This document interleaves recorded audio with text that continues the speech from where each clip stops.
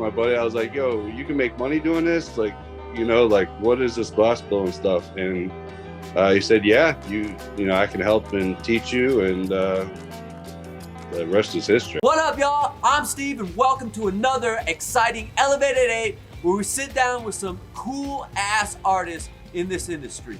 First, we have this really cool ambassador program. You can join as an Elev8 doll or an Elev8 chant, and it's really awesome. You get to help us build Elev8.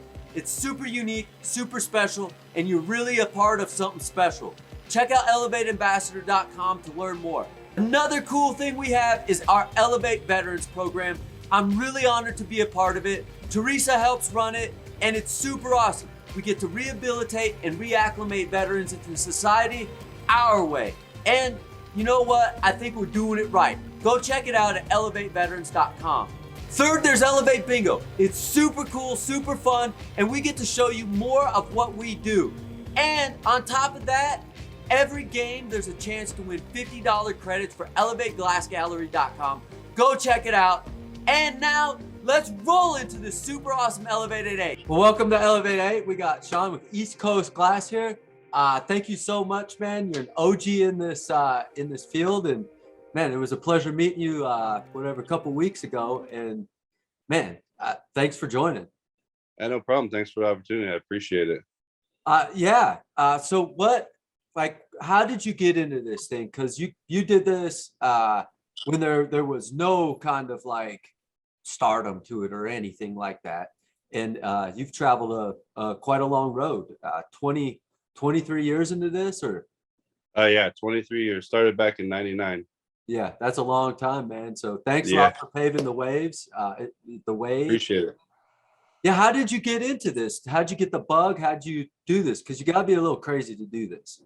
The funny part, it was like, so I was working at Zoomies on the mall in Colorado, and I had a pendant I was wearing from a friend, and some like 16-year-old kid came in and said, hey man, you blow glass? And I was like, nah, I got it from a buddy. And they were like super stoked on it, and they just started blowing glass. And the intention was to hook the two of them up to maybe learn from, to teach, the kid. And I took him there, and I saw it, and I was like, wait a minute, this is pretty cool. And I asked my buddy, I was like, yo, you can make money doing this? Like, like what is this glass blowing stuff? And he said, yeah, I can help and teach you, and the rest is history. I mean, that's literally how I fell into it. I had no idea about it. Like I said, back in 99, you didn't really hear much of it. So to just kind of stumble upon it that way was pretty interesting. Right, because there's no Instagram, there's none of that. Again, 99, limited palette of colors. Oh yeah.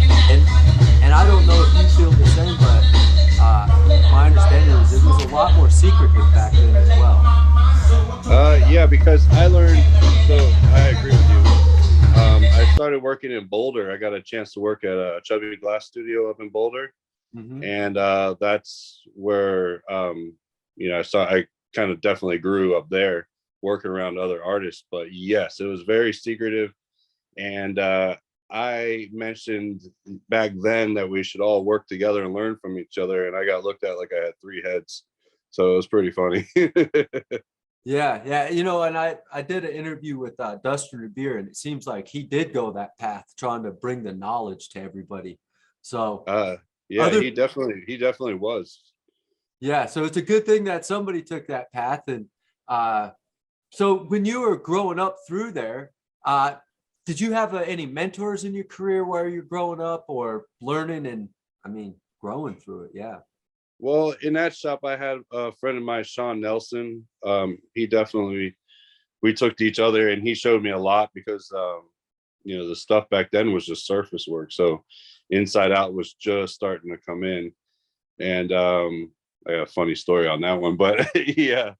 And then I also had Smiley working in the shop. I don't know if Smiley, but so I had those guys, and then everybody else was pretty much apprentices at the time and just learning as well. So maybe that was kind of neat, everybody learning, and you could feed off each other's mistakes and growths and stuff. Yeah, but nobody wanted to. Right, The right. only, You're back the to, only, I the learned I only, don't want to share it. yeah, the only person was Sean, and I would run to him. Hey man, how do I fix this? And he would grab it and fix it. And then finally, he's like, dude, you're getting better than me. Start fixing your shit on your own. That had to feel So, real good.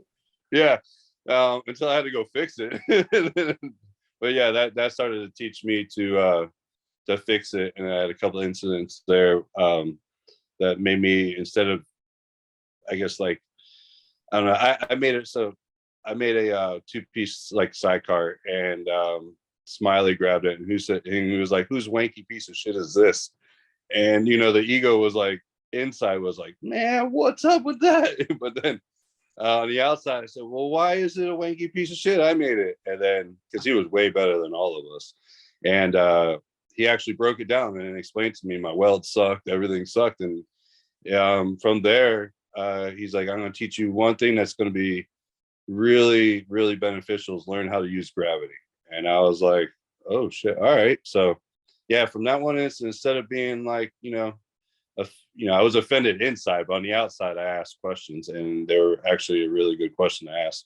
And I learned a lot from that right there. That one moment You taught me a know, lot. it's neat you say that, like the offensiveness. I feel like, in glass or even in today, it's hard to communicate because I think I don't want to be told shit that I'm wrong sometimes because I feel like defensive. And I just wonder if that also prohibits people from help guiding them a little bit. Cause like, God, I tell this guy and he's just like, what the fuck ever, or they don't want to hear it, or I don't know. It's just a really weird thing, like, because you have to know those things, and it hurts to know that fuck I suck. But Yeah. with the guidance, it like you said, it was one of the biggest things ever.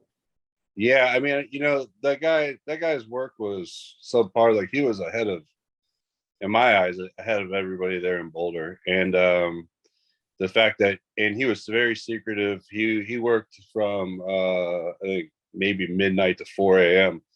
and he would bust some shit out that was like, I mean, I was like a kid in a candy store. I had a key. I would run up. I lived in Golden, and I would run up there about 4 a.m. knowing he just left, and just a peek in that kiln to be like, damn, what did he make today? Not touch anything, but just that shit fueled me, man. I was like, what is this dude doing so different than everybody else? Man, And I don't know, it really, I don't know, I didn't want to like go from like the ego, I really, but I was doing a lot of like self-growing as well, going into the mountains and things like that. So I think that helped me center that, to not go through the ego and kind of just be like, oh shit, like he's actually trying to help me. right, you right. know so yeah, I mean, I think that would help out in this industry a lot. But I've tried to help out a lot of people, and and I guess as dudes, your words aren't always super quote unquote sweet. You might, I wasn't like, I'm 46 years old. I wasn't talked to like that as a kid. You know what I mean? It was like, your shit sucks. Toughen up, tough shit. So I think today everyone's a little softer, but I Right. guess, Like it is like no pressure, no diamonds. And sometimes just being told it sucks is like it's really what you need to hear. You yeah. hear your I mean, last it's okay. sometimes the shit sucks. Right. And then when Yeah, there's the constructive criticism, it's just beautiful because it does suck, and yeah, there is a way to make it better. right. And You're hearing that not word, stuck there. yeah, hearing that word, man, that'll crumble you inside. But if you really take it to heart and think about it, it actually will help you grow. Right, because I think that also helps humble you because Yeah, it crushes that ego a little bit and says, well, fuck, I guess I am just here as a human again. So yeah.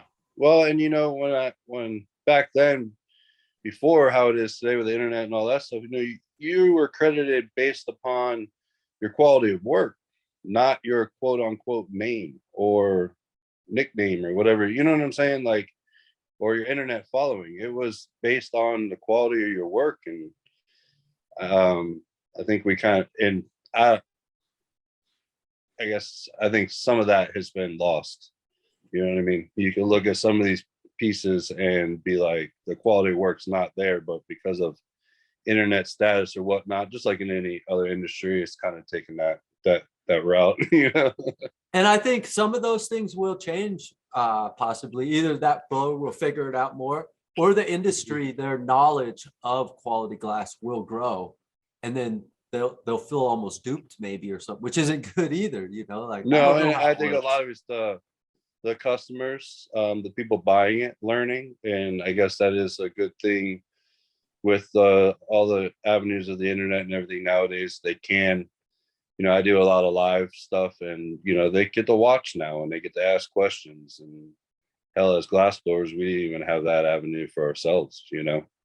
So Right. no, I think it's gonna come back, or already is. I mean, I kind of took a hiatus for a while and just stay to myself. You Right. know, when I saw you, that was the first time I've been out of a show in probably 9 years of doing a show, but probably a good 7 years of going out. I just got burnt out on them. Yeah, and shows are crazy. I mean, it's a whole nother game because we kind of get into this for the art. And then, like any entrepreneur, you realize, well, fuck, it's more than the passion now. It's I got to do the marketing side, whether that's your passion or not. Then you got to do the books. Then you got to do the sales shit. And like life, it's bigger than what we expect. So Yeah, it is, and it's also, there's that stigma. Oh, you make pipes. Well, there was for a long time. Yeah, I absolutely. make pipes, but I also run a business. Right. I want to be a businessman. I don't want to be, I'm not just trying to make pipes and, like, And um, that support system isn't, maybe it's kind of there now, but it wasn't there either to help support you as an entrepreneur or business person. Cause like you said, you make pipes. yeah, yeah, no, there wasn't support. Hell, I barely got support from my own family. You know what I mean? Now, now I have full support. But it's taken all these years of basically almost proving them, like, and with everything becoming medical and legal and everything, now I think a lot of people that were maybe scared to support it, have kind of come out of the woodworks, not feel like customer wise too, because I got people I went to school with. All these people have watched me all my whole career, 20 some years, and no one's ever asked me for a piece. Now I got these people like, oh man, can I get a piece? It's like, I feel it's kind of brought people out as well, with the law changing and stuff. I think some people are just scared. Well, I think, and that's a big point. Like, somebody that's been around as long as you had to fight, if I'm not mistaken, a bit through pipe dreams. You had to fight through the stigma of you're a pipe maker, and so like there was a lot of ground I think people like you did for this industry, as well as that might not get the notification. Not that you need it, but that I think we as the entire industry need to understand that there were people breaking backs and doing stuff when you were looked down upon. So you had to have big nuts. You had to not give a fuck what somebody thought about you and just be you. And it's hard. So thanks a lot for doing it because I Hey love man, I what we do. appreciate it. I appreciate it. I do too. And yeah, do that pipe dreams thing. I owned a store in Denver at the time, the glass joint. So I mean, I was in it as a store owner and a glass blower. And then I didn't realize at the time, like stigma, all that stuff. Once I owned a store, now store owners didn't want to buy my glass as a glass artist because I own a store. Now they quote unquote, I'm competition with them. So not only did I have competition with glass blowers, I had competition with store owners. But the funny part was, I'm a hustler. I still worked it, and they were getting my glass through Chubby Glass and didn't even realize it. So Dude, I love that because I'm in the same scenario. And it's just like, and there's not a lot because yeah, it is being in that thing because even though you have a store, you're selling your own glass, like you got to fight that fight and get out there. And so, right, it seems like every roadblock you had thrown at you, you had to overcome through, oh yeah. over, under. Wow. And and then, but it fueled my fire because it was like, so I never wanted to be a part of corporate America or do anything. When I was young and in high school back then, everybody was college this, college that. I had no clue. I was told as a kid, you're not going to college, so don't even think about it.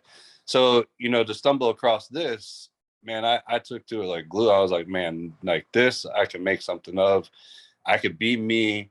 I can live this alternative. At that time, was a definitely alternate lifestyle. You know what I mean? And then as you got better, like even locally or anywhere I went, like I was looked at as like a rock star. I mean, when you said, "Hey, I'm a glass blower," people like, "Oh shit!" Like who is Like this it was person? during the Egyptian times. Like, Yeah, man. Yeah. I mean, it was something, you know. I mean, I local man, any restaurant, anywhere I went, I mean, I had access, like I have 4 or 5 star restaurants I'd walk in. I had dreads back then, and they would be like, "Oh, I got your table for you, Sean." You know, like just because I hooked up the wait staff. So right. like, and the owners of the restaurant. So, but I mean, it really was back then you got to see a sense of what it would be to be kind of like a rock star, like a fame, you know what I mean? And it kind of drove the fuel of my fire, and like traveling the country. Hell, I would hop in my truck with my dog or by myself and take a month's worth of glass, or take a whole bunch of glass from Chubby's studio and just go traveling through the country. And like I was telling you, like find a college town, and find out the local shop, and then that was also a way to see other people's work, because you didn't there was no way. The only thing you saw what was in your surrounding area, Right. you know. Right. So there was a lot of stuff going on the East Coast that we weren't doing, but West Coast was definitely seemed to be a little bit ahead of what was going on in the East. So from traveling, what I noticed. So Yeah, that's a neat point that I think you mentioned there is the traveling that you would produce for X amount of time, and then you'd go drive and sell it for a month. And I think that's something that maybe blowers don't quite see today with maybe the trade shows or even with like Instagram is that extra work that had to be put in back then, and you're not on the torch for that month.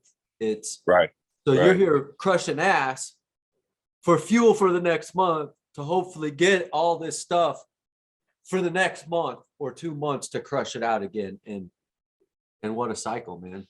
Yeah, and you're not always. I don't know. You're definitely at that point. I don't know. It's the lifestyle, because you're not at that time. I'm a single artist by myself.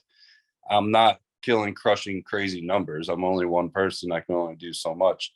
And I was early on in my career, so I wasn't making the best stuff. And one of my best, the one thing that got me really hooked was my business partner at the time, begged me to make as much glass as I could, and let's go to Mardi Gras. And we'll be able to go on the side of the streets, and I'll sell out of everything. I didn't believe him, because my stuff was surface work, janky, and so we did it. And yeah, I left with about $5,000 in my pocket, and like maybe 3 to 5 pipes. And I was hooked. I was like, yeah, okay, this shit works. Right. Wow, man. Wow. you Yeah. know And that's another hustle, going to festivals, going to those street things and getting out there, another part of a lifestyle. Yeah, I mean, that one was funny because we just sat on the corner of the street. I mean, there was no license, there was no nothing, man. We just winged it. And he said he'd been doing it for years, because he was a roadie for and that's all he did. And we were scared at first, and then we had the whole like police force, chief, everybody walk by us and go, "Yeah, you gentlemen have a good weekend." And we were like, "Oh, it's on!" Like, I Yeah, it's set on up him. shop. You know what I mean? And I had a Toyota Tundra back then with 412s in it and stuff. And I backed that thing up every morning and turned the stereo on. And I had people come out to play Steel Pulse and all that. And people were like coming over, dancing and jamming. And they're like, "Man, we can hear that 3-4 blocks away." And I was like, so that's how I got people to come over. Hell yeah. Hell yeah. I love that hustle. Yeah, man. You just got to hustle it out, and, just be real with yourself, and know, like, you got to grind. I think the artists of today, there's a different grind. I mean, you still have like more of an internet grind now than you do, back then, of being on the road and stuff. But that I missed that, because that was, like I said, a lifestyle. That. Yeah. Yeah. Going through your career, have you taken any like classes, or have you just mostly been, because you're so early on, you just in it with people? I was just, for the most part, it was in it with people. And now my first class was Merck. He came down to Wonderland. She started doing live demos. And remember that they had that at age, they had that trailer that they would blow glass out of. I don't know if you remember that. Yeah, Well, long time. yeah, they let her borrow that, or somehow it got to Florida somehow. I don't know. But he was the first artist to come down there, and she was like, I was kind of like the really known artist in Florida at the time, and she wanted me to meet him. I met him, we hung out. He remembered he was actually working in Smiley's old shop, so we kind of kicked it off right off. And then I asked him, hey, how much to have you come out and just privately teach me? And that would be like my first class. Right. And do you feel that was a huge uh, learning part for you, or do you feel you could have learned without the class? Um, no, I think it was a good learning curve. Now, have I technically used everything from that class that I could? No, not yet. But he went over a lot of stuff about just more of business that I took out of it than I did the techniques and the sculpting. Like that's one thing I'm actually getting ready to take a coil class down in Florida, and I've sculpted a little bit, but I'm one of those that I'm not going to bring it out unless it looks really well done, you know. Right, right. So that I've done so much aspect in this business that I think that's the one thing I haven't really hopped into yet, and that's one thing I want to kind of get into, just to do it because I've done so much everywhere else. But man, business wise, he really explained some stuff to me that made sense. Of like buy, like we were talking at the show, like you could buy stuff now, all your prep and different things like that, compared to making it. And we sat down and did the math, we did the hours, we did everything that it takes to sit there and do it yourself compared to buying it pre-made, you know. Mhm. um and sometimes, you know, numbers don't lie, so you gotta that's where the businessman comes in, and you got to put down the, you might have some people say, oh, you're not doing your own prep. Well, I can do my own prep, I've done it for years, but I'm making the choice to buy it because it's good prep, and it allows me to keep my numbers down a little bit and keep, you know, pieces coming out for my family, more than taking a week to sit here and do prep because you feel like I'm not a good enough glass blower unless I'm making my own prep. You know what I'm saying? Like that's the kind of shit I don't get into. Right. I do like that. Like, I do feel like maybe we'll just throw out line tubing. Like, I do Yeah. feel you should know how to make it, whether it's a back stack or just belling it out before you buy it. But Yes, sir. now people can buy it and learn wigwags before they make it. But I think once you learn it, I'm with you, man. I only got so much time in a day, and as much as sometimes I like prep, I'd rather make a piece. And um, so yeah, there's benefits in there, and because we only got so much time on this earth, and when you can make Right. pieces, you can sell those. And Well, yeah. I mean, I'm not selling prep. I mean, if I'm in the business of selling prep, then yeah, I'll back stack you stuff up all day long. But right now, I'm not in that business. I'm in a business of making finished pieces. So, you know, I got to get. You know, I have a high expectation for myself daily. A lot harder than, from what people tell me and friends tell me, it's a lot harder than most. But I take this very seriously in a way that, yes, I get to do and work when I want, but with that comes discipline, and it's self-discipline. And that's one thing that, if, you know, I'm not saying people don't, but if you learn that as an artist, you'll be, and you work on your own, you will definitely be more successful than just like, oh, I work for myself, I do whatever I want. But you know, there's got to be a discipline. You know, you got to kind of like do that and be disciplined at the same time. it's like your body. You can't just live. You also gotta take care of it and wash it and exercise it, which I don't do, Yeah, but man. you definitely gotta wash it and shit, because man, you're gonna be Got around stinky. got to be balanced. You do. But Uh, going back to that line work thing that you said, yeah, man, I've been there. I've drawn all those lines in there. I've done the 4 mil when Alchemy was making 4 mil rods, 44.4, doing all the math. drawing those lines in there still, way back then, and then hit the vac stack era, and then, the stick stack, all that. I mean, I've been doing all that for years. So yeah, I do believe that you got to put the grind in on that stuff. But once you figure it out, work smarter, not harder, right? You put your time in, Right. And move on. some people might purchase the glass elsewhere, or some people might find an apprentice to teach and do it that route to grow. I mean, there's two routes to grow, Exactly. for you to produce more somehow. And that's what I took a lot from Merck's class was to do that. And I got a lathe at the time, and I taught a friend of mine that was in construction. He had no idea how to blow glass, but he could work on my lathe, and he did all my prep.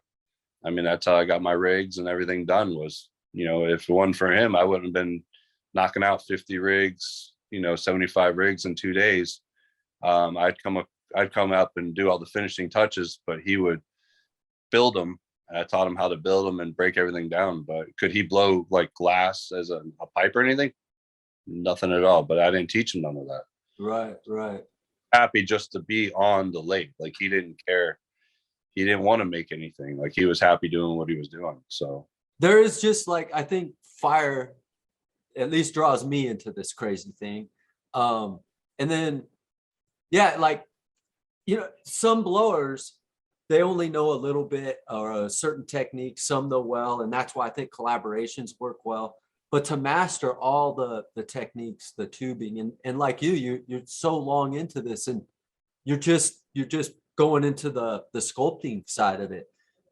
There's just so much in this glass world that I don't know. That's another thing, to be lucky to have found this thing, and it's never boredom. I don't think challenging, but not boredom.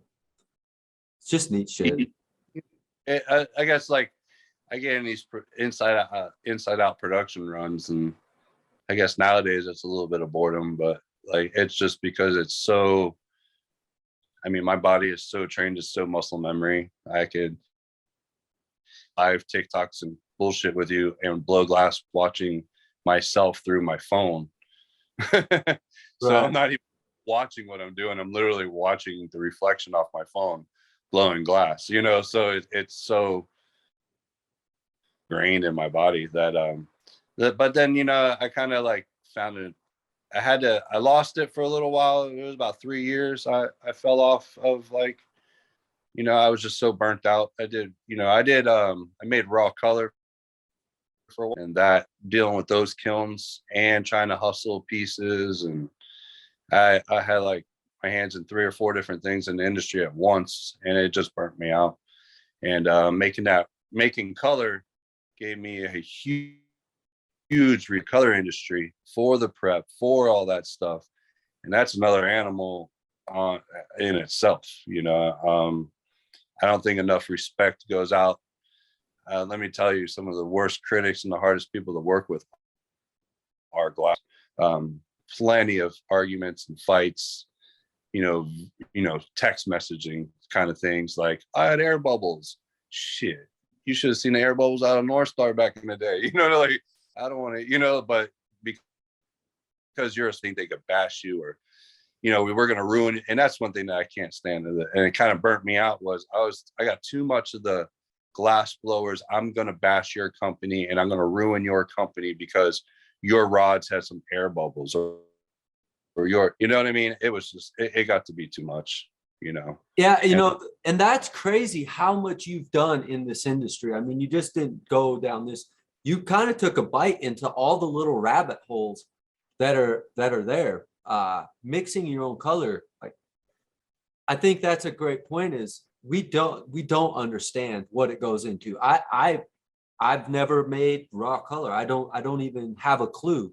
So I would be one of those blowers, hopefully not to bash you, but complain, the air bubbles, like, what's going on? Because you're just ignorant to how glass is made, I think. Well, yeah, I mean, you're taking rare earth oxides. One, where do you buy those? 90% of you don't even know where you can buy that. You know what I mean? Or what it is. And then I got to, and funny part is it all comes from China. So if you want good deals on it, so no, don't say that, because people hate so bad on. hey, well, hey, then they shouldn't wear clothing because where does that come from? You know what I mean? Like, Man, it's crazy world. we talked about that a little bit. You know how I feel, and that's like a whole nother aspect of this stuff. But no, I mean, just to deal with the rare earth oxides, get it how toxic they are.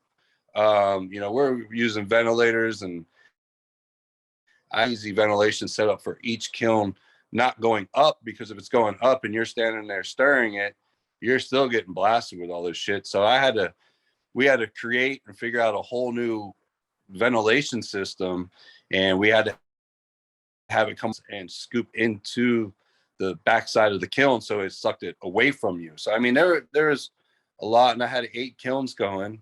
I was really trying to make a really big run of it, but it's a 24-hour a day job. I had a Christian that worked for me, thank God, because I would have never have gotten as far as I did without him. He kept everything running. Those coils, Marcel told me, all that stuff, it ain't made to run at 2,500 degrees all the time. So, all that, I mean, it's a beast. And then going home at night, how well you sleep knowing that you got 8 pots with anywhere between 50 to 100 pounds of molten glass just sitting in kilns. The amount of you're in someone else's warehouse. I don't know about others, but I sure as hell didn't sleep well knowing that that place could burn down at any time, So yeah, and that's something a glass blower myself, I wouldn't think about all those things of what it takes to do that. And that's probably making color is probably also kind of secretive. Where do you get the oxides? What do they do to this thing? Very much.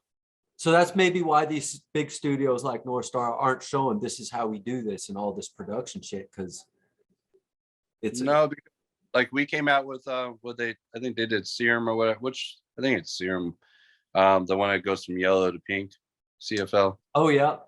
I had a partner at the time and he named it syrup, and but we made it glow. So in a UV it glue orange. So we had their properties, but then we made it glow. But I think everyone kind of a few people stumbled across those oxides at around the same time, and then you're pulling some decent numbers for color at that point. But then the bigger companies have the power and the buying power, and they just drop the prices, and at that point I can't keep up with that, money wise. So right. it really wasn't that for me. It was more of just the intensity of the work. Yeah, and it sounds like you can't even get a break. Like, no, you can't. I mean, I had a couple of people with me going, but again, you got to teach people. And do you know how when you are stirring and mixing, and a lot of these bigger companies have machines and different things to do it, but a lot of stuff has to be done by man. And I had firefighters, local firefighters, gave me a suit, an old suit, so I'd wear that to be able to stand, which is hot, but at least the heat coming off that hole isn't bothering you. So, but when I was living in Florida and you're in there mixing pots and you come out in 95-degree weather and it feels cold, you're in there cooking, so yeah. It gave me a big understanding of what goes on behind the scenes. And yeah, I've done pretty much everything. And I go back, you said about techniques and stuff like that. I mainly stick with inside out, just because really, really, really good at it, but I've dabbled in every technique. And I think one thing with my career was I never focused on one thing. I just did, let me figure that out. Oh, let me figure that out. Oh, and I figured out a lot of it on my own. So I did a lot of years of just kind of trial and error of figuring stuff out.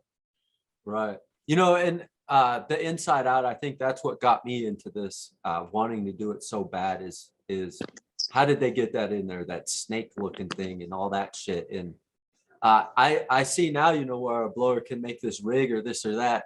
They don't know how the inside out's done. And I still find that kind of neat, because that's what I needed to know at the time. And there's something special about inside out work. I just love it. Yeah, me too. And it's also, it's dangerous. It's hot. You got to be gotta have some balls to put your hand right in the middle of, the front of your flame and shoot it inside of a tube and not burn shit out of yourself. Like, I'm assuming yeah. you burnt yourself. I have. Do you Okay, wear a glove now? So I told you earlier that I had a funny story for you. So real quick. So I was self-taught in my garage after my buddies showed me some surface work. Well, I hear this inside out work stuff.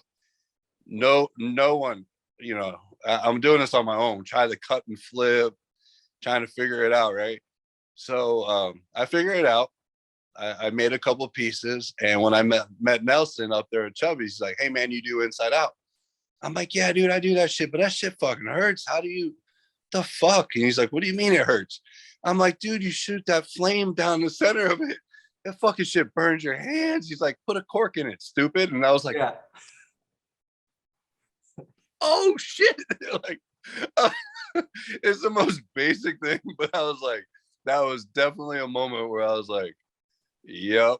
I was literally burning the fuck out of myself, not using a cork, not using anything, wondering how do people make this stuff. Right. And So, that still happens today. I see people will open it up and do it. And same thing. It's going up there and like the fucking tube gets so hot. It's like, plug it up, man.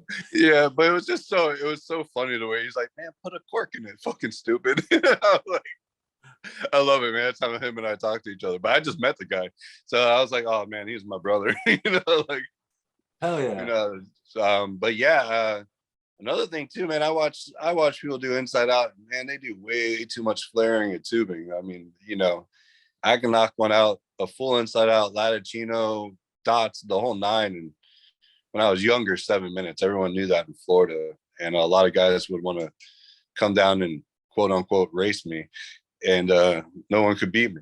And a lot of it was in that flare. Everyone flares it out into that big old bell shape, and you get the right size tubing, there's no need for it. So there's some tricks to definitely make it speed up, and I think a lot of people didn't want to do it because it took them so long. Mm-hmm. Mm-hmm. To take 20-30 minutes to make a piece. I could do it in 10, so I was definitely making double of what they could. Right. And there's that figuring it out and figuring out how to finding the area where you can make money and become more profitable by cutting down time or figuring out how to maybe use different size tubing or a lot of different things. Yeah, and a lot of the guys I was friends with, we were always trying to figure out business side of it. So what makes sense math wise? What cuts your time? Okay, at the time, let's see, does it make more sense to spend a month on one heady piece? And back then, I remember buying a Mike Fro piece at one of my first champs, I think in 2000, and it was quote unquote heady, and I bought it for $350. I still have that. I still have it. Man, that's awesome. So yeah, I still have that piece, and there was when I guess Atomic Kumquat came out, and it was like the first UV glass. I didn't even know it was in there. I just happened to walk by a room, smoking a bowl with a black light, and I was like, "Oh, this shit! This thing glows!" So had no idea, Wow. and it wasn't marketed that way. But yeah, I mean, that was a heady $350. But what I was getting at is like we just did the math. Like, what makes more sense, production at the end of the day, or now those pieces, obviously you can make thousands off one piece, but at one point you couldn't. Mm-hmm. And you had to put a lot more time involved. So we kind of just went the production route because it was guaranteed money. Right. Yeah. That's what I kind of always felt with me too, was because even if you can get that piece, like did a piece break and did you not get there? And then you got to slang it again too. And yeah. And then let's get into the whole, if you have a name, don't have a name, your shit's worth more, Right. So that there's that as well now. I can make the same piece as someone else, but because they have a quote unquote inner name or nickname, their piece is going to go for 11,000. You know what I mean? And I recently, I think I was telling you, I recently fixed someone's piece that someone had bought and broke, and the thing's like this big, and they paid $350 for it. I'm like, dude, it's just a spoon. I could make that all day long, but you ain't gonna pay me $350 for it, you know. So it is a really neat thing that happened in this industry about that. Like, you know, some people took off like rockets, and some people just stayed in an area. And I think that is learning that crazy thing of Instagram and figuring it out and hitting it at the right time in the right way. And they really do have a gift. I think those people of how to market their stuff, they do have that gift. They do, and I've learned that a lot of them have behind the scenes marketers and help. So, but that takes intelligence to do that. You know what I'm saying? So I've worked with a lot of those guys, and you know, they were only at the time 4 or 5 years in, killing. And they look at me and I'm like, dude, you're one of them OGs. And I'm like, yeah, but I give you props. Like, I don't take offense to it just because I've been in it longer. It doesn't mean I deserve anything more, or you know what I'm saying? Like, you figured it out, dude. Props to you, man. Keep it running. And they definitely, I could tell they were like, felt comfortable and were like, holy shit, like, okay, you know what I mean? Like, this guy's not looking at me as like some new kid on the block kind of taking over. And I'm like, dude, figure it out, do it. You know, I give props to anyone that can figure something out. I don't care how long I've been doing this stuff, you know? Fuck yeah. And figuring out how to basically sell it for the highest price tag possible, because you know, everybody wants that. It allows you more freedom. It allows you to get more stuff or work less, whatever your choices in life might be. Right. Well, it's funny because a couple of them, I heard their backstories of them all, and they got lucky. You know, they stumbled on something took off, you know, but then there was that little period of time where people were buying glass, trying to flip it, you know, on the internet. And those artists were making a third of what these kids were flipping it. So then they raised their prices. I mean, which was brilliant by them. Yeah. Oh yeah, it was brilliant by the kids, you know, like, and I had a conversation with Marcel one time. We were talking just about like what runs. So I think we might even touched on it at the show, like what runs the market and what runs this industry. And I still firmly believe it's, you know, the younger generation. And as we get older, we're gapping. And, you know, you got to kind of stay hip into knowing what they want to, you know, stay on in that premier market. You know, I mean, you can definitely follow this side because, you know, as well as I do, there's been all kinds of different things, even sculpting wise, you know, like, you know, you had the Mercs and the Freaks and Ghosts, all those guys with the creepy stuff ran it for a long time. And then all of a sudden it was dinos and just different, you know? So, I mean, you got to kind of flow with the market. So, and stay in it and stay hip with what's going on with the younger generations, you know? And still stay true to yourself and find your creativeness. Cause that's what the kids do want, I think, is you, it's just delivering it and trying to deliver to those kids what they want. And sometimes they don't know what they want either. Shit, I got a 14-year-old, man. he's the one that keeps me like, he's my go-to. I'm like, he's the one that got me into TikTok there for a while. And you know, I got banned, but shit. He's like, Dad, you'll do great on TikTok. I was like, whatever. You know, that stuff's for kids. I didn't know nothing about it. And then he got it. I was like, listen, you want me on it? You set it all up. And he did. He set it all up. He did it all. One of our videos went viral, had over like, I think 400,000 hits. Something crazy that he made. And you know what it was? Me pulling a 5-foot tube in half with the flame. Went viral. Like I would never. It had nothing to do with a pipe or anything. Just no. And none of my videos did. All my videos on TikTok were something that we in the glass industry be like, that's stupid or that's just normal, you know? But to the rest of the world, never seen it. Never seen it. And I mean, on my lives, I got it up to, you know, they tells you all the, now, well, I don't know if analysis, whatever is the right word, but you know, they would tell you everything that happened. And I was consistently staying 50 to 100,000 people in a 3-hour, 4-hour period from around the world watching me, you know, and for probably about like, I had around 4,000, got up to about 4,000 people watching me at once. That's crazy. So, it was a great platform for me, and then they banned me and they kicked me off. I learned the whole little, I know you can't say pipe and all that. So I would just say I'm making functional glass art. I mean, I ran it every night for a couple of years, and there wasn't too many glass blowers on there, and I was killing it. And then, just, me being who I am, people don't like you and they would click the button and report you. So I got reported so many times, they finally just banned my account.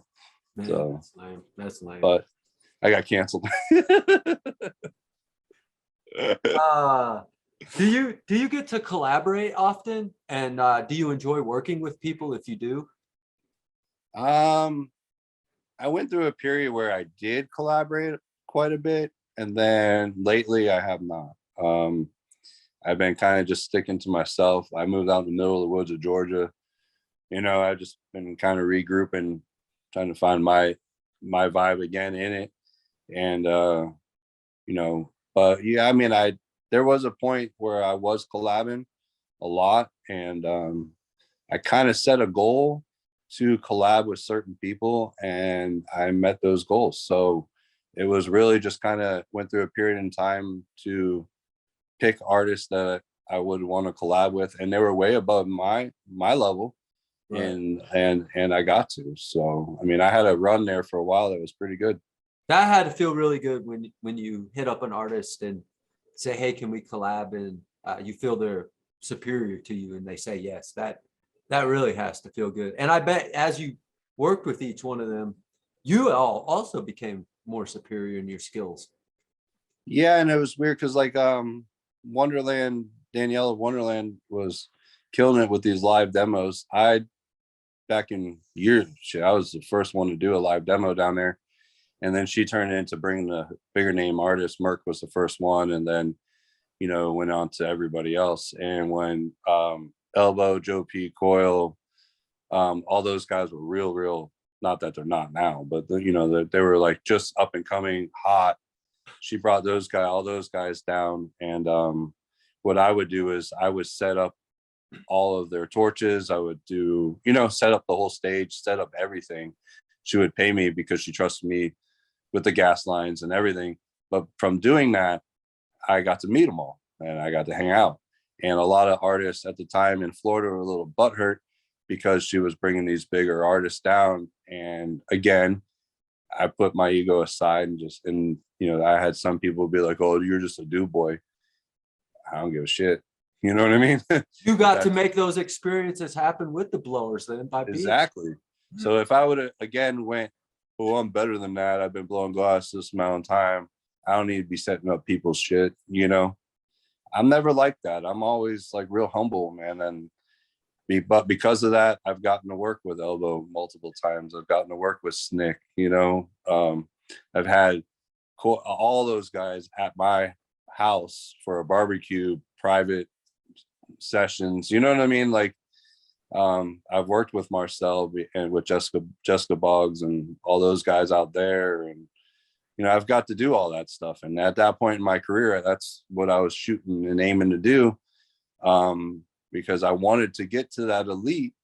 But then I realized when I stayed out at Marcel's place for 2 weeks, to be in that elite, I got to be able to travel. I got to be able to do things that my lifestyle as a father, as a single father, I couldn't do.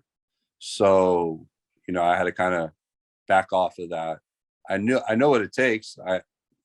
He's getting older, so I'll be able to jump on that bandwagon to be able to have that freedom. But it takes that freedom to do that. When you're raising a family or you're a single father, you can't do that. It's a 24/7 hustle. Like yeah. to be that star, it's a 24/7 hustle. Like exactly. You said, you need help, whether it's marketing help on the side or sales help. You need that help. You need what humans are for, is that community, that corporation, to cooperate. People hate corporations, right. But it's about cooperating and shit. So absolutely. And my son's 14 now, and I almost died from COVID last year. And since when I was laying in a hospital bed, I was like, dude, if I make this, I'm changing my shit up, because I feel like I've given myself up for family and for everything, my career anyway. And I said, if I make it through this, it's time for me to kind of make some changes for myself. And now I have the support of my girlfriend, my mom, my son, and that's it. And that's all I need. And their help alone has already gotten me to some stages that I could not achieve because I was always doing it on my own. Yeah, You it know, is I nice having that support system in Mhm. all the different avenues. Yeah. So whether it's friends or family, I've done the friends thing, and eventually something happens. Um, but to have family there, I've noticed like the backing. My son will come out and be like, "Hey, Dad, let's do some videos. I want to edit some videos for you and throw you on YouTube." Oh shit! All right, Without you saying, "Hey, I need to get these videos done. Can you get these done for me?" Right, There's skin in the game because it's right. family and So your I kind support of is look at great. it. I got a second chance on life, but I got a second chance on my career as well. And then running into you at that show. Look, now we're doing an interview. Yeah. So the little things I say all kind of have to lead up to what you're trying to accomplish and make. And I accomplished the things that I wanted to do back then. I can do it again. So I appreciate you. Well, I'm not much here. This is for me. I get to meet people like you and have these things and learn stuff and so I do this for me. I'm selfish. Hopefully it gets your fans to get to know you and all the ones we do. I just fucking love this shit. I love the Yeah, I just like talking about the industry. right. I Like don't do much of that. So yeah, it's I just love it. yeah, and being in it for so long, man, I've seen so much, and it's one of those things like this is just now. I mean, it's still going up. It ain't even peaked yet.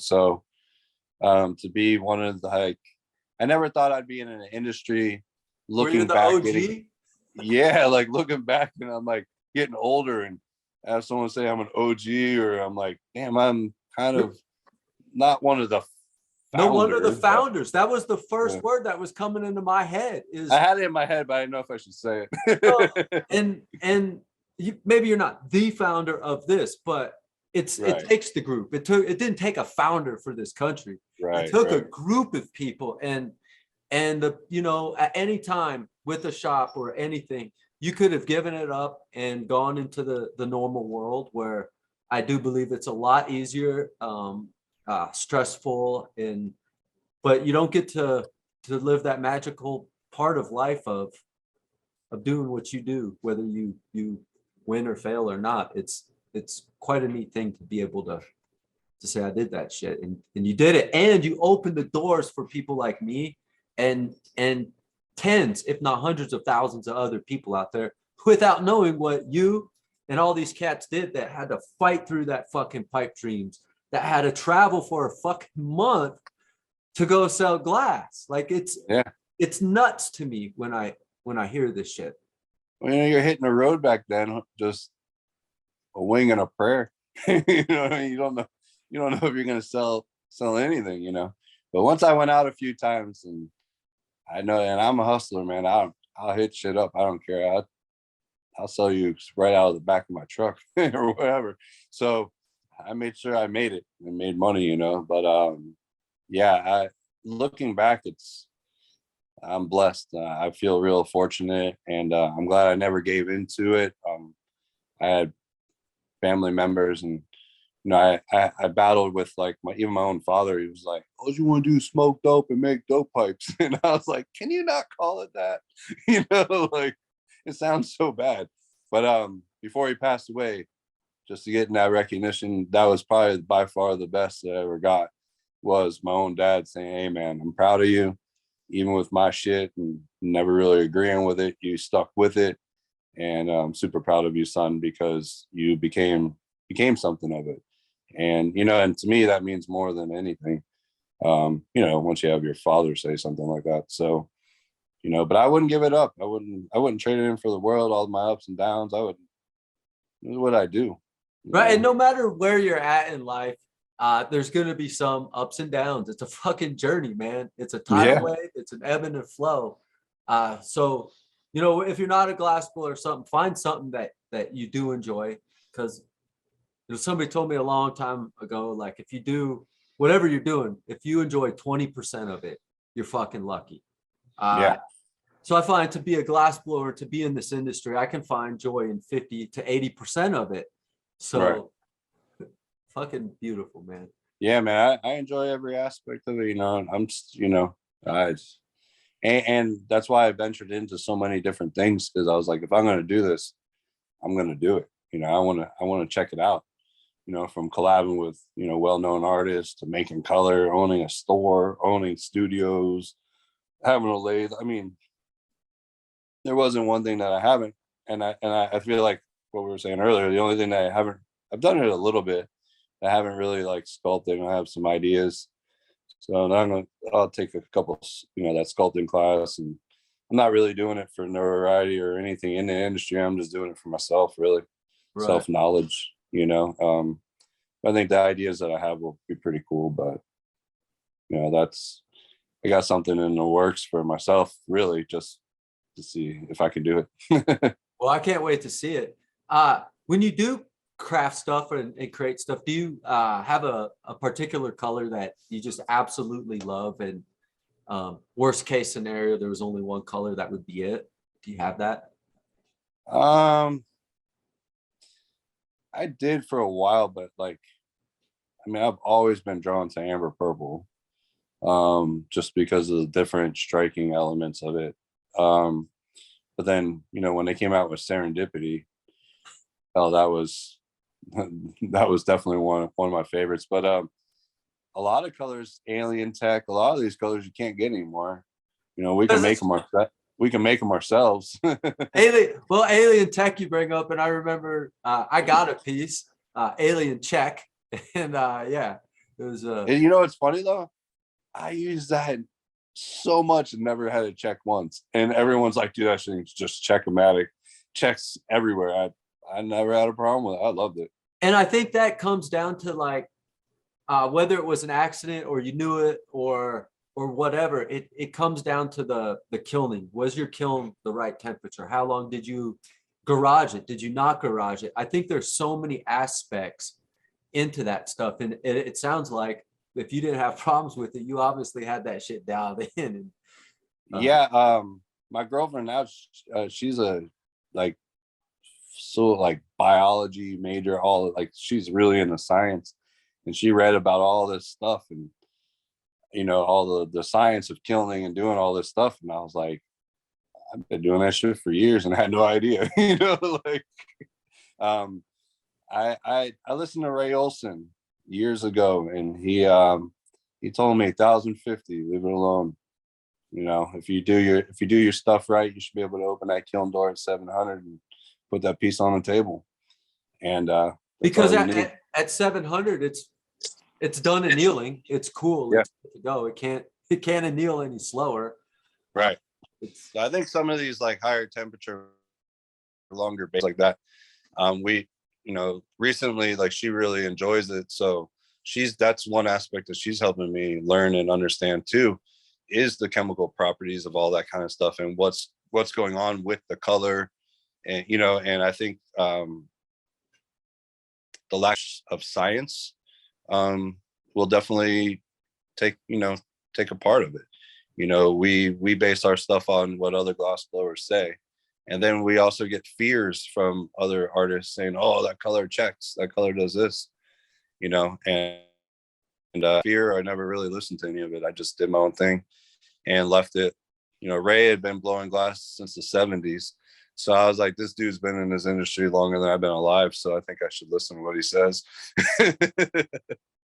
And, you know, he was telling me, you know, he claims like all that stuff because they didn't have kilns, you know. So, you know, at one point when I think when he worked over at Disney or whatever. So, you know, I took a lot of that to heart and kind of just ran with it. And I mean, even all that stuff that you saw sitting on my table, like as I work with it, prep, man, up on a handle and throw it right on the bench, let it cool, throw it right back in the kiln, you know, or throw it right in the flame. And I don't know. I don't really seem to have any issues with it, you know?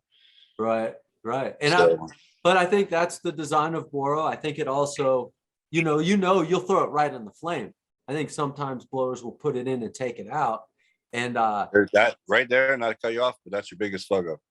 Anyone that flashes, fuck town. crap, you're fucked. You're getting that spider web check. Right on that first couple layers, It's like you superheated it, and then all of a sudden it's like you pull it out and you're dunking it in like cold water, and it's like, fuck off. It didn't have any time to penetrate. It still got solid back there with a little bit of like juicy in the front, and then it says fuck off, man. So no, if you're gonna go in, go all in, balls to the wall. It's either commit or not. Like me, I have for 23 years now, man. I take a 5-foot tube of 44 and find the middle and cut it in the middle and pull 2 points at once. And that stuff's all been annealed, so you should be able to do it. Yeah. And people are like, oh, you can't do that. It's going to crack. No, just go into it. Don't be scared, So, yeah, every so often one will pop or something, but I mean, that's an imperfection from the get-go. You know what I mean? That's not really necessarily going to scare me from not doing it, I think that would have popped any other way in a sense as well. Like, when that happens, if you would have done it another way, like you said, there was an imperfection. Maybe that piece didn't get annealed or something. So it's just right. It was going to happen. And that's kind of how Ray, man, he's like, if there's an imperfection in the glass itself, and you did all your stuff properly, then it's still, it's going to do what it's going to do, no matter how much you're trying to, save it. It might not be savable, and he was real big of, and he showed, I worked with him. He was at my house for like 2 weeks, and that man showed me so much stuff in 2 weeks, and we had such a blast. Like, I was turned off for 24 hours a day. Either he was on a torch or I was on a torch. Like, we just jammed back and forth. And he taught me a lot about that stuff, and it really wasn't about learning a technique. It was just learning glass, what happens with it, what it does if you stick it on the bench, and we would do a bunch of test stuff to prove to me that you can stick it on the bench and pick it right back up. It's all about your flame setting. And not being scared, flashing thing. And I noticed a big thing through the years when someone's learning or just doing something new, they stop and stare at it, and it's like, that right there's going to kill you, man. It's really going to make it not round, whatever. That's going to throw you off right there. But, we get captivated, we're like, oh, wow, that's so cool. And get that shit done, look at it afterwards. Yeah, I think that's the neat thing about glass that other mediums don't have is that dance of the fire when you're creating it. Like, I could imagine a painter, but glass changes its properties, its looks, it's everything when it's hot. And I don't know, it's just neat, I guess. So I can see why you want to pull it out and look at it. You won't look at it. I mean, it won't look like that later. Yeah, well, hey, as well as I do, some of those oranges and different colors that show up in a honeycomb or something while you're working it, you're like, damn, I sure wish that would stay like that. That looks better than the blue it's going to be. So, if you can mimic some of the looks of what the fire does, I mean, yeah. So, no, I understand it. I mean, I was guilty of it very early on, and but luckily, like I said, I had Smiley and those guys just kind of be ruthless, really. And but it kind of taught me pretty quickly to not be scared and to use gravity and to do stuff that I think a lot of people overwork stuff and a lot of in and out of the kiln. That's not necessarily, you're shocking it each time you're doing that as well, from what I was told by these guys, certain people. So and some of these colors, after working with and making color, you realize some are stable at certain temperatures and don't really like to be in and out of the kiln, but it's not really necessarily the glass, it's the chemicals that made that color. Right. and they're you know. changing in the glass. And Yeah, all that stuff, that's science. You know, it's all properties are changing, so and the cool part is Devin, she's teaching me a lot about that stuff. So she understands how to break it down, and I'm excited to learn that aspect of it, because I was more of the generic, stick it in the fire, So to learn what's actually really going on with everything, with the molecules and everything, I'm really enjoying that. So, hell yeah. And I'm 23 years in just learning it. So it's either my fault or to whatever, I just never, I kind of winged everything and just went for it. I wasn't scared of it. So, well, there's just so much in the thing, and there you can only do so much. So yeah, it's just, you're trying to, the right times now. yeah. And I read this book one time, and they said, there's that whole little starving artist stigma. And they said a lot of that is due to most artists don't know how to be businessmen. And to be a true artist, you have to know how to be a businessman and an artist. So that kind of stuck with me. And I think a lot in my career, I've kind of learned you got to, again, find that balance. And, so that balance, sometimes having to do the business side takes away from learning the scientific or the, you know what I'm saying? Like there's only so much time in a day. Yeah, man. I mean, and I work still to this day. I mean, besides with what's going on with my, hip, but I mean, I'm usually out there 18, 20 hours a day. Yeah. That's just, I posted not too long ago. I was like, yeah, going on a 48-hour marathon. And people are like, what? Like, I wasn't bullshitting. Like, I literally was like, I wonder if I can still do it. Yeah, you mentioned a 48-hour workday, and I don't do that. I haven't done it in so long, but I remember doing, at the beginning of my career and doing all this. Fuck yeah, you work 48 hours, you go, you take some breaks, and then you think back and you're like, I just fucking did in 2 days what a motherfucker can't even do in a whole work week. Exactly. And that's why somebody can move forward faster than somebody else. If you limit yourself to 8 hours or 10 hours in a day, well, there was 24. Yeah. And you can do 48. Like, you don't have to sleep. And you don't have to do fucking drugs to stay up and do that. That passion, when you find what it is, that passion will be enough drug. Yeah, my drug's red line. I'll take some, maybe 1 or 2 red lines in that little stint of energy drinks. It's the only one that works for me. But yeah, I mean, no, you don't. Everyone thinks, oh, what kind of drug are you on? And the funny part is that I don't even smoke anymore. It's passion, man. After COVID and stuff like that, man, I almost dying, and mine was all lung issues. I'm gonna be honest with you, I'm scared. I was scared too. A lot of people have asked me if you smoked. Nope.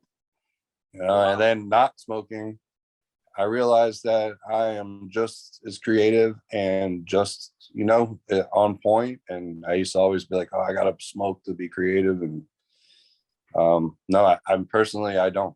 So I really like that you said that. I think a creative person is a creative person. Pot or drugs or whatnot, it gives you a different reality that maybe you feel more creative. But you're already that fucking person before you got on the drugs, and the reality. Yeah. Drugs, if anything, that's nothing really. Yeah, if anything, that shit eventually is going to hinder you, because you're going to get addicted, and you're going to take it to a point. And I think, like, I don't know. I mean, I grew up an adrenaline junkie. I raced cars, rode dirt bikes, like raced dirt bikes, raced BMX. So it's all feeding that adrenaline.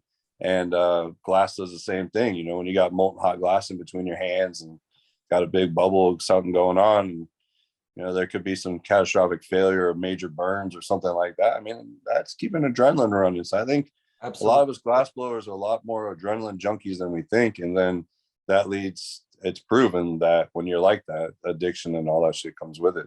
So, and I know, I'm not saying that through my whole life I've been clean, but fuck, as you get older, you got to kind of wisen up a little bit. And, having my son years ago definitely did. So, there was a time that I did those long hours with a little substance help, but it's not needed. Right. And I'm not ashamed of saying it either. I mean, it is what it is. That's what we did. And shit, when he got in this industry, it kind of ran hand in hand with the cannabis industry, but we were underground. We were fully, truly underground, you know. So Right. that's the kind of thing that I'm, as I get older, I get to look back and kind of just be really happy that, one, I got away with it when you weren't supposed to, and you know what I mean, and created an alternative lifestyle and was able to raise a family. So it worked. I And love it. I've never lied to my son. I've never told him I made some other shit that I didn't make. He's always known that I make pipes for a living. This is what I did. This was my hustle. You know what I mean? I did it in stages as he got older. Now he knows my full story, and that boy respects the hell out of me for it. So, Well, he when you, realized, especially a relationship close like that, if you start out building it on lies, I don't know what that teaches a child or anybody when you start out with lies, other than get ready for a life full of lies from me. yeah, Right. yeah. I mean, that's kind of like, so I love stand-up comedy, and Cat Williams is one of my favorites, and he's like, no, he don't lie to his kid about Santa Claus. I know Daddy bought you that with his weed money, you know, like, Right. so like that little line, I kind of put into my like own little world, and I was like, man, that makes sense, dude. I'm out here on this hustle and this grind all the time. I ain't lying to this kid, you know, like. And One day, eventually that kid's going to have to see the hustle and be a part of yeah, this. Like, yeah, eventually you got to face the danger. exactly. You got to go And into the attack and know you're going to get blood on your hands. yeah, and I mean, I learned early on. One of my friends, he did that. He didn't say, you know, they try to live this certain lifestyle, and he was making pipes. Yeah, and they put their kid in school and this and that, and oh, he's an artist, you know, he makes vases and vases and shit. Man, you made a pipe and you flared it, you know, like. But he tried. They tried to get in galleries and things, until his daughter, for show and tell, walked in the studio and took one of his chillums to school. You know what I mean? So it all backfired. You know what I mean? Like, so that's why I was like, I learned quick, like, dude, just be honest, straight up. Be true to yourself, because Yeah, you're the only one that really has to live with that lie.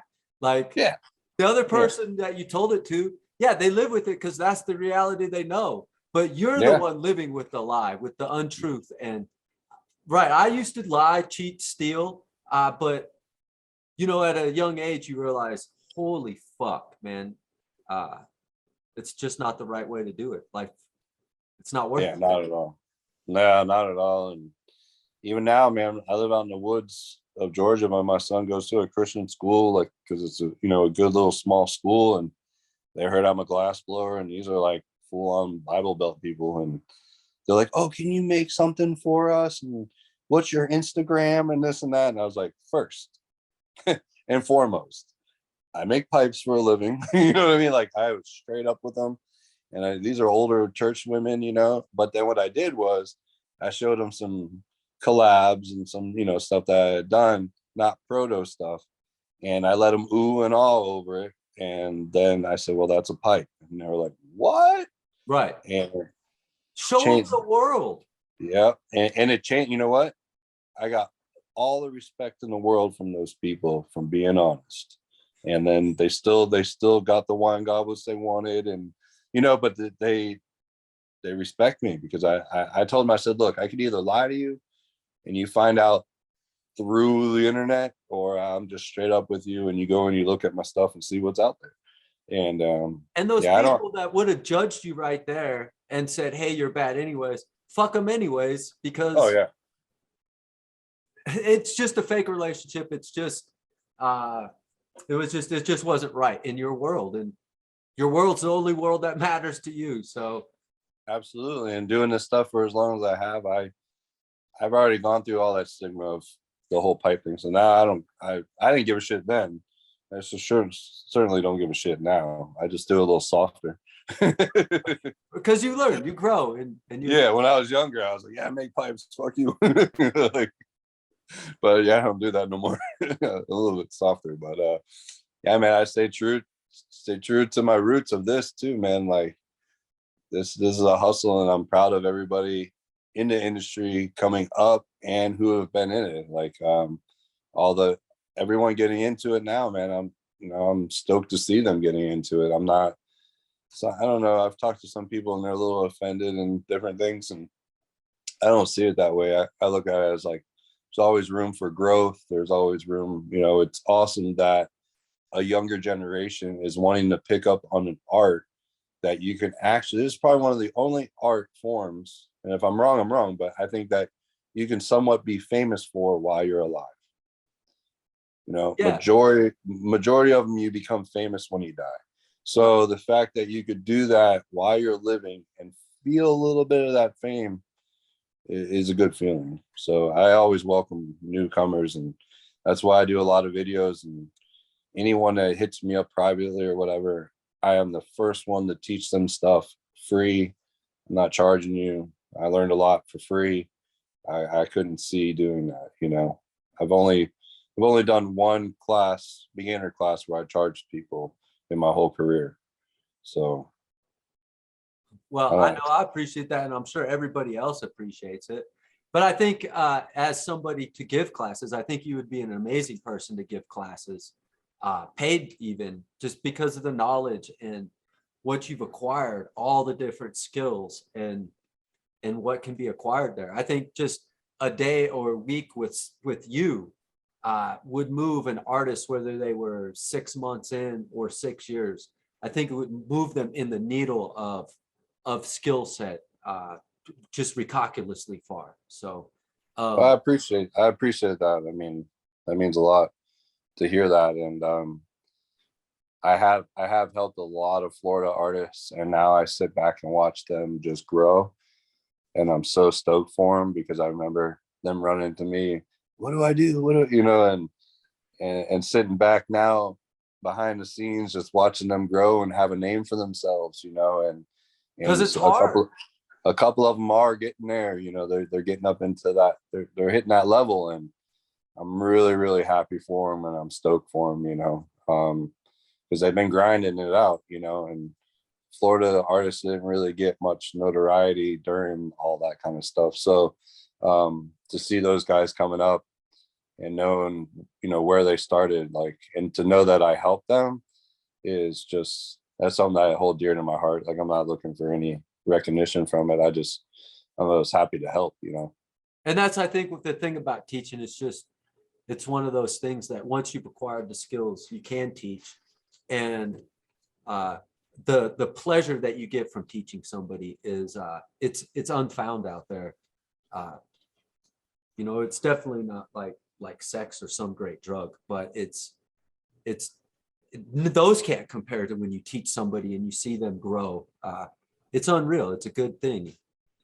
I mean, yeah, and I think I made this mistake. You might know. I think in the industry, you're so wanting to have some help that you take on apprentices on too early. And I know I made that mistake. And when I when I say that, it's not just like the work, it's your ability to teach in a way that where, like they say, the best teachers want to see their art, their artists or whoever they're teaching, their students grow. And I think when you're young and you take on an apprentice and you're trying to grow, you're taking them in for the wrong reasons. And I know I've been guilty for it.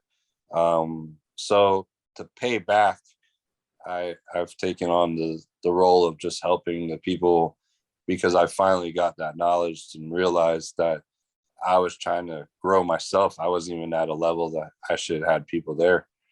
I needed a helper. I didn't need an apprentice. You know what I'm saying? There's a difference. Yeah, I like what you say there. I read the Bandu Dunham book. In there it says, I think it says you shouldn't teach anybody until you got 10,000 hours. And I remember seeing that, like, what the fuck? Like, I need help now. I'm good enough now. Right. And like you said, you're looking back, you're taking on two different roles. Are you taking on an apprentice or a helper? And like you said, with the one helper you had on the lathe, he was a helper, and that was the right thing, probably at the right time. Yeah. And, and at that time I had 3 other apprentices that were workers at that point because, I taught them inside out spoons. And I had a little small garage shop, but I had AC in there. And the joke was, when you come to my shop in the summer, bring a hoodie because it was 70 degrees in there because I got tired of sweating my nuts off, So, but yeah, I mean, we ran it pretty good for a while, but then, just as usual, with any industry, it's not just glass artists, they kind of get that, all right, it's almost like, it's like a bird or an animal feeding its young and they're ready to fly the coop. Absolutely. And that's kind of how we as human beings think that we're ready, even if we are or aren't. So there are some artists that have apprentices that sit with them for years. And I'm like, dude, you better value that person because they really look up to you. Right. Because that's hard to find, someone that's actually going to be devoted to you, but then also allow them to grow, I had those, one of my apprentices tell me one time, they're like, you've held me back. You've only showed me inside out. Like, you haven't shown me everything. I'm like, what the fuck you taught? I work right next to you. Like, you could come look anytime and ask a question. You could look, ask a question. Instead, you're talking about some stupid shit you did last night. You could have been learning. But I was like, did you really come at me like that? Like, I only taught you this. I'm like, how much did you pay for that? Nothing. How much money have you made while you were learning? Thousands. You want me to go get the books? I'll show them to you. So, you want to have some respect as well if you're an upcoming working with someone, as long as you're getting that respect in return from your teacher. You know what I mean? So, and it was only because business-wise, I had to take an extra 10% from her. And she got pissed off at it. But right. And that's a really hard. That's the business part of it, Yeah, it's really hard, working in the whole business thing because there's so many aspects. Like, if you break it down, there's almost like the manufacturer thing, and then there's a distributor side to it, and then there's almost like the wholesale side, and then finally you have the retail. And as blowers, we're really down here as the manufacturer, and then you want to get up here, but there's almost 4 rings you got to get. And, sometimes some people won't, you didn't use a distributor, but sometimes you did use a distributor, Chubby. Right. But you also help distribute that. And so there's a team thing there. And when you're the guy making the sales, just the blower, the reality is getting the lowest amount of everything. But there's less stress, there's less this. And sometimes that can turn around and say, hey, well, you're getting more. And it's almost like I see sometimes where people are like, fuck the corporations and fuck these rich people. But what are they doing? What don't you see what they're doing? Right. Because most rich people didn't get it handed to them and they had to maintain it. And I don't know what it takes to maintain it because I don't have that. So. Yeah. It takes, I got lucky and I was around one that was a self-made millionaire. And he taught me a lot. And he was a businessman and he wanted to be a musician. And he taught me a lot about business, and he told me business has no morals. So if you have morals, you ain't gonna make it. You ain't gonna be you ain't gonna be a millionaire because you got to put your morals aside. Mm-hmm. And he had 250 employees. He's like, Sean, if I was to sit back and listen to everybody's sob story, why they were late, why they couldn't do something, and I actually had my morals in place at that moment, I wouldn't have a business. Mm-hmm. He's like, so it's hard. It's cutthroat. It's hard to be heartless, but if you're not heartless, the next guy or next entrepreneur did understand that, and then is going to wipe you out, and then your dream's gone. Right. So that's where it's almost at, like, people want to hate corporations or this or that, but we choose what lives, and we also are we're the top predator in the fucking world. Yeah, exactly. We're the sun, like, go to New Guinea, right? Papua New Guinea. It's not like, hey, how you doing? It's like, kill you first, and then like, what should I have done? We're violent creatures. And so, exactly. Absolutely. I think sometimes capitalism, they look at that as maybe it's evil, but it's truly what almost nature is. It's not easy and it sucks. Yeah, I mean, it's kind of what it's all been built on anyway. So I mean, why, you want to go against the grain of it, you're kind of not, you're not going to win. It's too far gone. Either join in, or you know what I mean, or keep your morals and stay little, you know what I mean, and kind of don't I don't know, don't get upset at certain things that you don't have control over. Yeah. But that's one thing that I learned in life, and I'll pass it on. And I tell everybody, dude, my dad did this, swipe shit off his shoulder, man. And he's like, Sean, if I could teach you anything before I die, don't hold on to anything, let it go. He says some things are harder than others to let go, but the more you hold on to it, it's going to ruin you as a person. You ain't going to be able to stay humble. So I tell everybody that, man, because it's definitely really, truly helped me get through shit, tough times in life, and like you said, some are easier than others, but you gotta, especially if you want to be an artist, you want to do it, you gotta grind, you gotta hustle, and you gotta go through heartache. But I always say failure is not failure, it's growth. It is. It's failure when you give up and you're finished. Yeah. When you give up, then you fail. But you get knocked off your feet a few times. Fuck, it's like a fighter. You get knocked down, you get back up. You don't give up. You keep learn what happened. Why did I just fall down? Right. I've been knocked down quite a bit doing this stuff. And damn near homeless at times. And I mean, I've been fortunate enough to have, a backing to where I never was homeless, but there was close calls, and I never gave up though. And I wouldn't tell anyone to kind of give up, if you believe in it, do it. Yeah. And that's anything in life, it ain't just this. So if you believe in yourself, because the only person that you really have to prove anything to you is the person that's looking back at you in that mirror. And that's the only person you lie to. So if you're lying to yourself, then the rest of the world don't give a shit. Because they got their own problems, their own. Yeah, they're doing their own thing, man. You could tell them whatever the hell you want, but when you look in the mirror what you're doing. Yeah. So be true to yourself, and then everything else will kind of fall in line. I mean, that's the kind of path that I choose to take, and I teach my son. So, what can we look forward to in the future from you, from your glass? Definitely a line of sculpting.